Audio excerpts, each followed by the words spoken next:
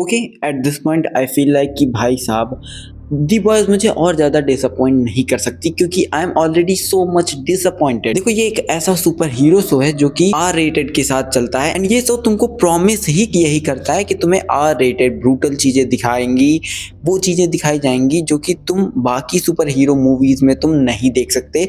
उन super hero movies में जो तुम नहीं देखने को पाते वो सारी गोर वॉयलेंट चीज़ें, वो ओवर द टॉप जाने वाला चीज़ें, वो इनविंसिबल जैसी राइटिंग तुम्हें इसके अंदर देखने को मिलेंगी। But this show just disappoints you. अब अगर तुम इस चैनल पे नए हो, मुझे नहीं जानते, तो मैं बता दूं, मेरा नाम है अमन और हम इस चैनल पर हम इस चैनल पे हॉलीवुड रिलेटेड कंटेंट्स पोस्ट करते हैं जहाँ पे मेजरली मैं या तो रिव्यूज करता हूँ, रिकैप करता हूँ या फिर एक्सप्लेन वीडियोस बनाता हूँ। एंड आज हम लोग डिस्कस करने वाले हैं एपिसोड नंबर 3, 4 एंड 5 को बहुत ही शॉर्ट तरीके से कि कैसे ये लोग बहुत ही easily 3rd and 4th episode को एक ही एपिसोड में निपटा सकते थे एंड 5th एपिसोड मुझे एकदम फिलर जैसा ही फील हुआ। एंड हम ये भी समझेंगे कि क्या वो ऐसा पॉइंट है जिसकी वजह से ये शो का डाउनग्रेड होना एकदम लाजमी हो चुका है। मतलब कि इतना डाउनग्रेड हो जाएगा मैंने कभी एक्सपेक्ट नहीं किया था भाई। सीजन 3 के बाद ये शो बस डिप करता गया है एंड कभी भी ये ऊपर नहीं आया है। तो चलो बिना टाइम वेस्ट किए हम लोग इसको अपनी भाषा में समझने की कोशिश करते हैं कि क्या इसे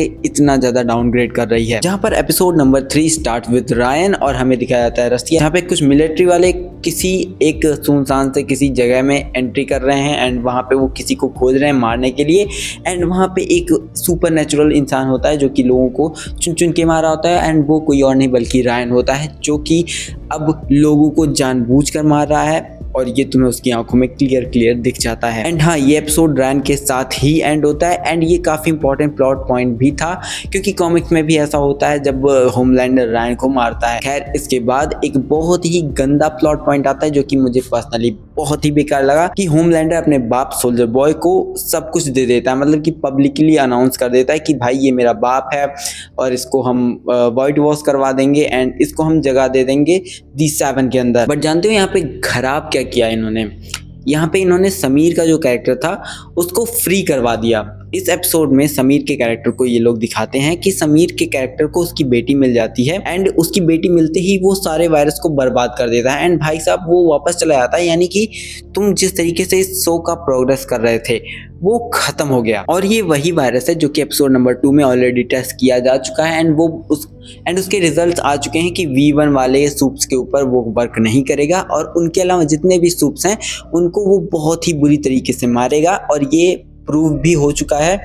2-3 सुपर हीरोज मरते भी हैं। अब देखो, सूप वायरस आने के बाद होमलैंडर पैनिक मोड में जा चुका है, उसकी हरकतें बहुत ही पागल सी होने लगी हैं। आई नो वो खुद को गॉड बनाने की भी कोशिश कर रहा है जो कि एपिसोड 4 में बहुत ही क्लियरली दिख जाता है। बट भाई, इस वायरस को रीस्टार्ट कर देना ही एक मुझे लगता है बहुत ही गंदा डिसीजन था क्योंकि अगर तुम एक वायरस बना चुके हो और उससे तुम्हारा शो प्रोग्रेस कर रहा है तो उसको डिस्ट्रॉय करके तुम दोबारा उसी शो के अंदर जो कि फाइनल सीजन तुम बता रहे हो उसी के अंदर तुम उसे रीबिल्ड कर रहे हो। उसको बनाने में तुमको अब 2-3 हफ्ते और लगेंगे।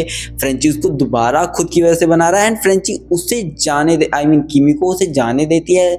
और भाई आई एम लाइक कि भाई क्यों किया किमिको ने ऐसा? वो उससे वायरस ले सकती थी एंड उसे जाने दे सकती थी। और सच कहूं तो समीर का जितना भी आर्क है वो देखकर मुझे ऐसा लगता है कि ये लोग अब इस चीज को बहुत ज्यादा ही लंबा खींचते जा रहे हैं। मतलब इतना ज्यादा स्ट्रेस नहीं करना होता भाई। तुम उस वायरस को अभी कंटिन्यू रखते। मुझे लगता है कि अगर तुम उस वायरस से कई सारे और सुपर हीरोज को या फिर सुपर विलन जो भी सूप्स हैं उनको और मरवाते तो आई थिंक कि ये कुछ ज्यादा ही बेटर होता। बट इंस्टेड ऑफ दैट तुमने क्या किया कि वो वायरस ही खत्म कर दिया एंड अब उसको फ्रेंची दोबारा से बनाएगा।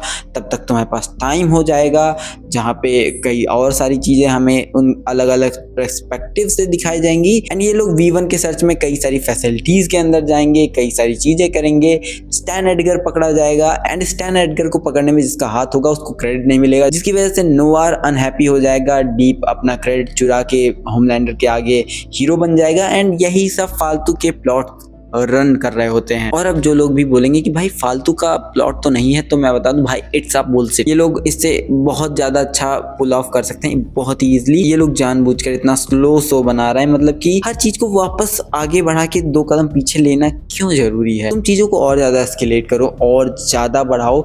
आई मीन तुम इतना पैसा कमा रहे हो, दी बॉयज से भाई कितना पैसा कमा रहे हैं ये लोग, इसका आईपी बना दिया इन्होंने। एंड ये चाहते हैं कि इनके यूनिवर्स में जो सूप्स हैं, यानी जो सुपर पावर वाले लोग हैं, वो एकदम से खत्म ना हो, जिसकी वजह से इनके पास स्पिन ऑफ्स रहे, एक नया सीरीज बनाने का मौका रहे। एंड इसी के चक्कर में वो लोग बहुत ही ज्यादा फकअप कर रहे हैं। यहाँ पर बिली बुचर और रायन के बीच का भी हमें कॉम्बिनेशन दिखाया जाता है कि कैसे बिली बुचर हमेशा रायन को बस मैनिपुलेट करने की कोशिश कर रहा होता है। एंड वो चाहता है कि रायन लड़े जाकर होमलैंडर से, वो भी वो वायरस लेके, ताकि उस वायरस का असर होमलैंडर के ऊपर हो एंड उसकी मौत हो जाए। जो कि अगर सही बताऊं तो उसे वायरस लेके जाना चाहिए था एंड वो बहुत ही ईजिली उसे हरा देता। बट हाई प्लॉट आर्मर कैसे दे देंगे ये लोग फिर। आई मीन यार एट दिस पॉइंट ये लोग सिर्फ कहने का आर रेटेड अनप्रिडिक्टेबल शो बना रहे हैं।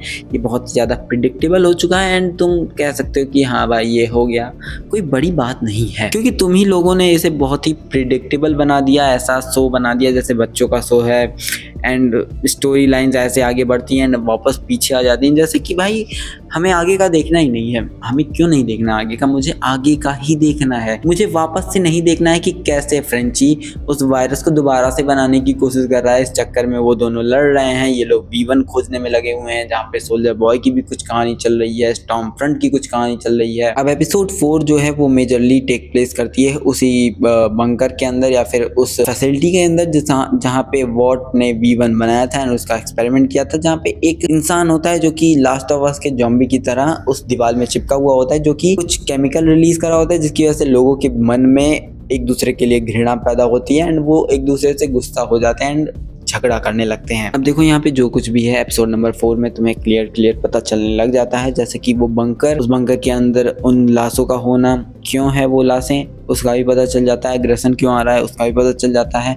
होमलैंडर एंड उसके बाप यानी सोल्जर बॉय के बीच का वो बैंटर पता चल जाता है। वो होमलैंडर का कमजोरी यानी कि यूरेनियम से बना हुआ वो डोर, उसका भी हमें पता चल जाता है। एंड हमें कई सारी और बड़ी बड़ी चीज़ें पता चलती हैं, जिसके दौरान हमें ये भी पता चलता है कि होमलैंडर अब सीधा गॉड बनना चाहता है। वहीं पे बंकर में इन्वेड करते वक्त डीप की वजह से वो इंसान यानी ट्रांसलूसेंट का जो लड़का होता है वो भी मारा जाता है एंड काफ़ी कुछ बवाल होता है उस बंकर के अंदर भी। एंड वो पार्ट थोड़ा सा मुझे इंटरेस्टिंग लगा था। बट भाई हर एपिसोड में किसी न किसी नए बंदे को ये लोग इंट्रोड्यूस करते हैं, उसको मार देते हैं एंड यही सेम 5th एपिसोड में भी हो रहा है। एंड आई एम लाइक कि भाई इतना मत करो। बट 5th एपिसोड का जो लास्ट का सीक्वेंस था वो काफ़ी इंटरटेनिंग था। तो हमारा एपिसोड 4 जो है वो पूरी की पूरी सी मशक्कत में निकलता है कि कैसे वो लोग V1 को पा जाएं एंड उसके बाद वो एक दूसरे की बैंड बजा सके। मतलब अगर होमलैंडर V1 पा जाता है तो वो पूरी दुनिया की बैंड बजा देगा एंड अगर वो बिली बुचर पा जाता है तो भी वो पूरी दुनिया में जितने भी सूप्स हैं उनकी बैंड बजा देगा। एंड इसी वजह से आई थिंक कि भाई इन दोनों को ही वो नहीं मिलता and I don't think so कि ऐसे मरने वाला है होमलैंडर वायरस से, क्योंकि इसको बहुत ही दर्दनाक मौत देनी चाहिए। जहाँ पे 5th एपिसोड मुझे थोड़ा सा इंटरेस्टिंग लगा और इसमें हमें कई लोगों के पर्सपेक्टिव दिखाए जाते हैं, जैसे कि फायर क्रैकर का पर्सपेक्टिव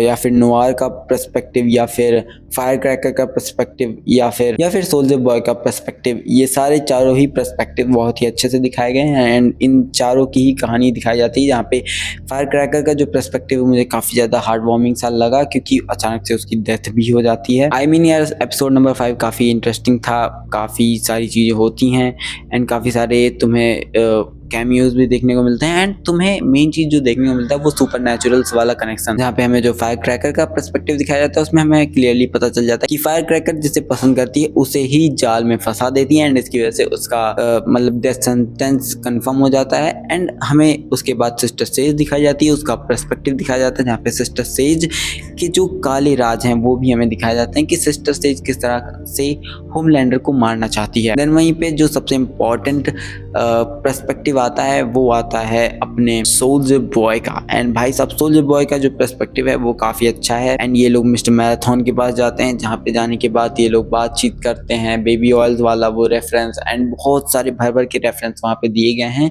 अगर तुम ईस्टर एग्स की बात करना चाहो तो। एंड हाँ एपिसोड 5 के एंड आते आते फायर क्रैकर की भी फील्डिंग सेट हो जाती है, क्योंकि अब होमलैंडर खुद को गॉड समझने लगा है एंड उसको कंपेयर करना विथ ह्यूमन उसको नाकाबिले बर्दाश्त है, उसको बिल्कुल पसंद नहीं है। So this is all analysis about my the boys and the boys. I don't think so कि मुझे इतना मजा आ रहा है। एंड अगर होमलैंडर मरता नहीं है जल्द से जल्द तो भाई मजा आने वाला भी नहीं, क्योंकि मुझे देखना है होमलैंडर को मरते, उसके बाद इन लोगों का आग का क्या होगा, ह्यूई और बुचर कैसे लड़ेंगे एंड क्या क्या होगा, मुझे सब कुछ जानना है भाई, सब कुछ। वीडियो बनाते बनाते सो गया। ओके, तो मेरे अंदर एनर्जी बहुत ही कम है, मैं 4-5 दिन से बीमार हूँ एंड एनर्जी ड्रेन हो चुकी है। रात के 1 बज रहे हैं and I don't think so कि मैं और वीडियो बना पाऊँगा। एंड हाँ बॉयज़, अगर तुम्हें पसंद है, तुम्हें मज़ा आता है बॉयज़ देखने में, ऐसा ऐसा शो देखने में, और तुम मेरे चैनल पे नए हो तो मेक श्योर करना सब्सक्राइब कर लेना। चैनल पे नए हो तो भाई सब्सक्राइब करके ही जाना। वीडियो अच्छी लगी हो, पसंद आई हो तो आई होप कि लाइक कर दिया होगा अभी तक, अगर नहीं किया तो कर लो। एंड मिलते हैं नेक्स्ट वीडियो में, नेक्स्ट एपिसोड में। तब तक के लिए tata bye bye and peace out.